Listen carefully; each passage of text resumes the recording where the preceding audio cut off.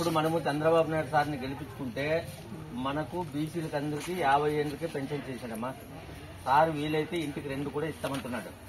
ఏమ్మా 50 ఏళ్ళు వచ్చిన వాళ్ళకి పెన్షన్, ఆడపిల్లోళ్ళు 18 ఏళ్ళు నిండోళ్ళు ఎవరైనా ఉంటే, మీ కోడళ్ళు బిడ్డలు ఎవరైనా ఉంటే మనిషికి 1500 రూపాయలు నెలకి 1500 రూపాయలు అందరికీ వేస్తాడు. ఇంట్లో పిల్లలు 2 3 4 5 మంది ఉన్నా ప్రతి పిల్లోనికి 15,000 రూపాయలు మనకి సంవత్సరానికి 15,000 వేస్తాడు. 3 సిలిండర్లు ఫ్రీగా ఇస్తాడు. ఆడపిల్లోళ్ళు ఆడోళ్ళు అందరూ కూడా బస్సులో ఎక్కడికైనా తిరిగితే బస్ ఛార్జీలు ఫ్రీగా ఉంటాయి.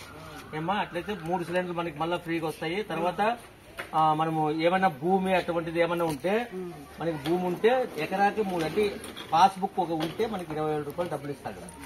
ఎవరైనా చదువుకున్న పిల్లలు ఎవరైనా ఉంటే వాళ్ళకి డిగ్రీ అయిపోయిన వాళ్ళకి 3,000 రూపాయలు, నిరుద్యోగ వృత్తి అయిన ఉద్యోగం వచ్చేంత వరకు 3,000 రూపాయలు మనకి పిల్లలకి ఇస్తాడమ్మా. ఇవన్నీ కార్యక్రమాలు చంద్రబాబు చేస్తారు. మళ్ళా పెళ్లి కానుక, సంక్రాంతి సంబర ఇస్తాడు. కానుకలు ఉంది కదా, ఆ కానుకలు, తర్వాత అన్నా క్యాంటీన్, ఇవన్నీ కూడా చంద్రబాబు నాయుడు ఇచ్చాడంటే ప్రతి ఒక్కటి వస్తాయి. స్టోర్లలో మనకి ఇట్లా ఈ బండిలో 50 రోడ్లలో పట్టుకొని మనం అడుక్కుతున్న వాళ్ళ మాదిరిగా వాడు ఇచ్చాడు కదా ఇప్పుడు, అట్లా లేకుండా మళ్ళా స్టోర్లలో పెడతాడు. మనకి టైం ఉన్నప్పుడు స్టోర్లకు పోతాము, గౌరవంగా మనం తెచ్చుకుంటాము. ఆ రోజు చంద్రబాబు నాయుడు అన్నప్పుడు బ్యాళ్లు, తర్వాత జొన్నలు, రాగులు, చక్కెర అన్ని ఇస్తుండే. ఈ రోజు మనకి బియ్యం తప్ప ఏం రావడం లేదు కదా.